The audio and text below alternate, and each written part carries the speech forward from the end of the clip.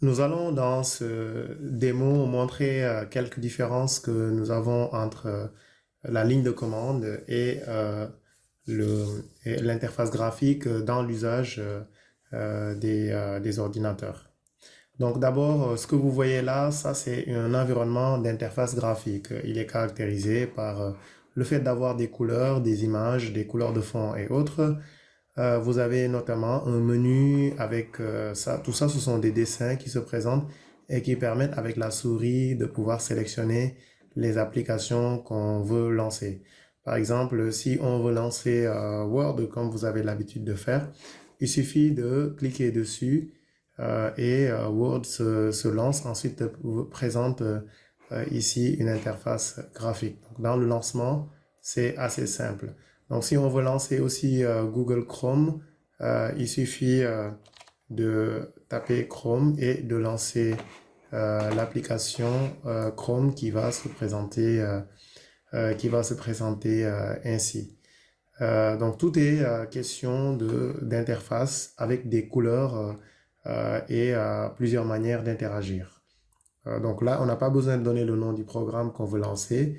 On a besoin juste de le chercher. Une fois qu'on l'a trouvé, on peut le lancer. Donc, on peut mettre en dernier, par exemple, Notepad ou bloc-notes. On peut le lancer en cliquant simplement sur l'icône correspondante. Donc, c'est le mode d'interaction avec les interfaces graphiques. Alors pour la ligne de commande, ce qu'il faut savoir, la première chose, c'est il y a plusieurs logiciels qui permettent de lancer une ligne de commande sur Windows. Le premier qui est historique, on l'appelle le CMD, qui est là, l'invite de ligne de commande. Il est caractérisé par l'icône avec l'écran noir. Donc quand vous le lancez, vous avez ici un écran noir avec un clignotant qui indique qu'il attend que vous lanciez des commandes. Donc ça, c'est la version historique de la ligne de commande sur Windows et qui est très bien connue par les power users. Ensuite, il y a un autre qui est proposé dernièrement, qui est une version modernisée, qui est PowerShell. PowerShell, c'est une version améliorée de l'invite de ligne de commande et qui a la particularité de s'exécuter aussi bien sur les systèmes Windows que les systèmes Linux. Et en plus, donc, il a beaucoup plus de commandes qui peuvent être lancées à partir de ça. Enfin, tout dernièrement, Microsoft a proposé le terminal, donc ça, Windows Terminal, qui est une version améliorée qui permet de lancer n'importe quel type de terminal, aussi bien Unix et autres si c'est installé. Donc par exemple là, c'est PowerShell qui est lancé sur Windows Terminal, mais vous pouvez, si vous voulez, lancer un onglet avec l'invite de ligne de commande, c'est-à-dire cette version. Vous pouvez aussi lancer, si vous avez installé une version de Linux, le lancer directement dessus. Donc ça donne un onglet sur lequel on peut accéder à une invite de ligne de commande sur Linux. Alors pour installer Windows Terminal, il suffit d'aller sur le Microsoft Store. Ici, si vous ne le voyez pas, vous pouvez le chercher ici, Microsoft Store. Et au niveau du store, quand ça va être lancé, il suffit de juste chercher Windows Terminal. Et là, vous avez Windows Terminal qui est là. Et ensuite, vous pouvez l'installer. Moi, je l'ai déjà installé, c'est pour ça que vous le voyez là. Donc là, ce sont les terminaux que vous pouvez, ou les lignes de commande. Donc celui-là, c'est la version qui est disponible quasiment sur tous les Windows. PowerShell depuis Windows 10, je crois, existe dans toutes les versions. Windows Terminal, par contre, je pense qu'il faut l'installer au moins pour Windows 10. Jusqu'à Windows 10, il faut l'installer pour l'avoir. Donc, nous allons utiliser plutôt l'invite de ligne de commande et plutôt nous allons utiliser PowerShell pour travailler. Donc la première commande que nous allons lancer, c'est Word. Donc tout à l'heure, comme ce qu'on avait fait, pour lancer Word, on était allé là et on avait cliqué sur l'icône. Donc pour lancer Word, il faut d'abord savoir que le nom du logiciel Word, c'est winword.exe. Donc si vous faites Start, winword.exe, là, il va lancer Word. Donc en fait, on obtient le même résultat, mais à la place de cliquer sur une icône, on a donné le nom de l'application. On peut faire la même chose. On peut faire start chrome.exe pour qu'il puisse aussi lancer l'application Chrome qui est là. Donc même chose, start notepad.exe pour lancer Notepad.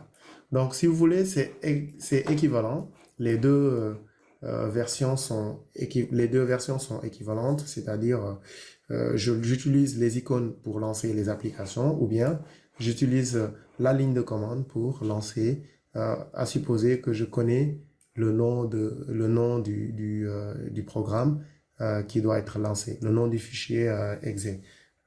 Donc là, c'est un exemple de différence qu'on peut avoir entre la ligne de commande et l'interface graphique. La deuxième différence que je voulais présenter, c'est la navigation. Sur Windows, pour naviguer dans le système de fichiers, vous avez ce qu'on appelle l'explorateur de fichiers. Donc l'explorateur de fichiers, c'est celui qui vous montre ici les différents répertoires et fichiers sur lesquels vous pouvez naviguer. Et donc là, par exemple, si nous allons dans le C, nous allons voir l'ensemble des répertoires qu'il y a. Si nous voulons entrer dans un des répertoires, Postgres par exemple, là pour voir les répertoires et les sous-répertoires de ce programme. Alors sur le terminal, on peut aussi faire cette navigation-là, mais ce qu'il faut savoir, c'est que déjà là où nous sommes, c'est défini par un chemin. Donc là, vous avez le chemin actuellement là où vous êtes. Ce chemin peut être réutilisé. Pour ça, vous avez deux commandes qui permettent de le faire, la commande ls et la commande cd. La commande cd permet de se déplacer, la commande ls permet de montrer le contenu. Donc, je vais faire cd c2 points, donc le chemin qu'on a ici. Donc là, je vais mettre Postgres, SQL et ensuite pg10. Donc ça suppose que ce répertoire existe pour que vous puissiez entrer dedans. Sinon, il va vous dire que le répertoire n'existe pas. Alors, le contenu de ce répertoire, je vois le répertoire bin, include, etc. Donc, pour voir le contenu, ça, c'est la commande ls qui nous permet de le voir. Donc, on a bin, include, init. Donc, on a exactement le même contenu, mais ici, la présentation, c'est sous forme d'icônes, de jolies icônes, etc. avec des éléments. Alors que là, tout est sous forme de texte sur la ligne de commande. Donc, pour résumer, pour lancer des programmes et naviguer dans le système de fichiers, vous avez dans Windows, vous avez l'interface graphique qui utilise globalement la souris et des couleurs pour le faire. Et si vous êtes sur la ligne de commande avec PowerShell, vous voyez bien que vous ne pouvez mettre que du texte pour lancer ou naviguer sur le système de fichiers et vous ne pouvez afficher que du texte. Donc, je vous recommande d'aller voir un peu la commande cd et la commande ls, leur fonctionnement qu'on va utiliser très prochainement. Voilà, on va s'arrêter là pour la démo et ensuite expliquer maintenant les notions de ligne de commande, d'arguments sur la ligne de commande.